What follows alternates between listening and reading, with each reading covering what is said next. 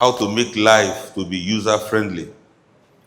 And the aspect we like to look at tonight is the concept of Tawasthul as taught by the Prophet ﷺ.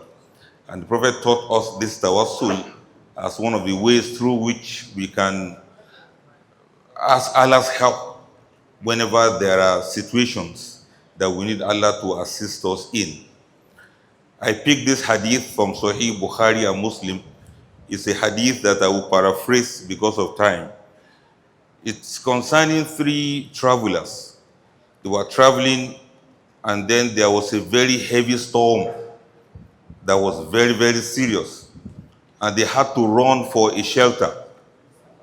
So they took a shelter in a cave. And while they were there hiding from the heavy storm, a very heavy stone from the mountain rolled down and sealed up the entrance to the cave, so they could not come out. And one of them said to the others, he said, why don't we all ask Allah's help through whatever good deeds we have done? So they agreed. The first of them said, he said, I used to walk around. There was a day I went to work and I came back very late. It has been my habit that I will feed my parents with milk before they will sleep.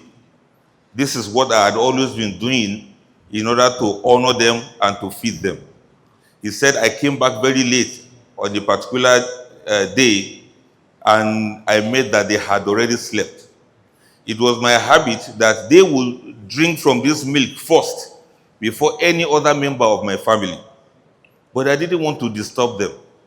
So I carried the milk in my hand and I was waiting for them to wake up by themselves.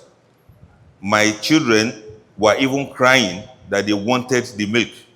But I felt it would be the biggest honor that I normally do was to let them drink of the milk before any other member of my family. And I remained like that, waiting patiently until when they both woke up and they drank of the milk and they were happy. Oh Allah, if I did this in order to honor my parents, just to seek your face, oh Allah, please let this stone remove so that we can have our way out. The stone shook and shifted a bit, but not wide enough for any human being to pass through. The second one began his own. He said, oh Allah, I used to have a cousin. She happened to be the most beautiful woman I could ever imagine that I'd ever seen. I had made a lot of passes on her, wanting to woo her to myself, but she had always refused. There came a time, it was a famine period. There was no food anywhere. So this lady approached me for help. And I decided to help her on one condition. On the condition that she will allow me to do something with her. The lady refused.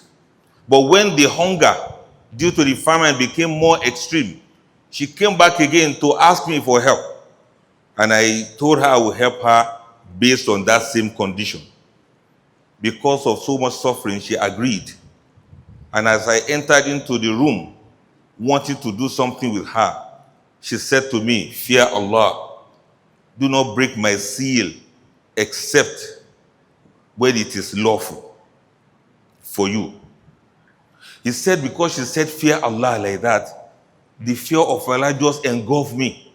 And I felt very remorseful and very guilty. So I said to her, this is the money you ask for. You can go, I will not do anything with you again. He said, oh Allah, if I did this for your sake, because of the fear I have for you, please let this stone be removed so that we can have our way out of this place. The stone shook again, shifted a little more, but not wide enough for a human being to pass through. Then the third one said, oh Allah, I'm a businessman, and I employed one man to work for me on a particular day. This man worked very hard, but for one reason or the other, he did not wait to collect his wage from me. And when the man went away, I decided, what will I do with his money? So I decided to invest his money in a business. I bought a chicken. After a while, they became many. I started raising them. I bought a goat. They became many as I was raising them. I bought rams. They became many as I was raising them. I bought cows as I was raising them. They became so many. The proceeds from there, I bought camels. Eventually, I had large flock of animals from the money of that man that I invested that time. There came a day, this man showed up and said, Oga, where is that my money of the other time? So I took him and showed him the valley. I said, all of these animals are yours. The man said, are you winding me? Is this a scam or something? Let me see if there's a camera around. Maybe it's a scam. He said, it's not a scam. This is that money of the other time that I invested. And all are yours. He said the man was happy. He took all the flocks and went away. He said he didn't even give me any single thing from inside. Oh Allah, if I did this for your sake, you know, maybe you could have just counted how much is that your money? 10,000 naira, take, you can go. He said, I gave him everything because of the fear of Allah. Because I wanted to be fair and just. Oh Allah, if I did this for your sake, let this stone roll so that we can pass. Then the stone shook and it moved off completely. And the three of them were able to go out and they went on their way. That is the end of the story of the hadith. Let me continue with my own story. Then there was the fourth person, and that was you. If you are the number 4 person there, and you are to mention your own good deed, will the 4 of you not die inside that cave? If you didn't have any good deed before, begin to think, if you are the 4th person there, what will have happened? It means the good deed of those 3 will be nice, but it won't be enough for you to go out. Remaining your own good deed now, if you didn't have any secret between you and Allah that you can call Allah with. Oh Allah, I helped so person one day when nobody was there. Oh Allah, I assisted somebody between you and I alone. If I did this for the sake of yours, please save me, answer my prayers, and solve my problems for me. That is Tawasthul, and that's how to make life to be user-friendly. Assalamu alaikum wa rahmatullahi ta'ala wa barakatuh.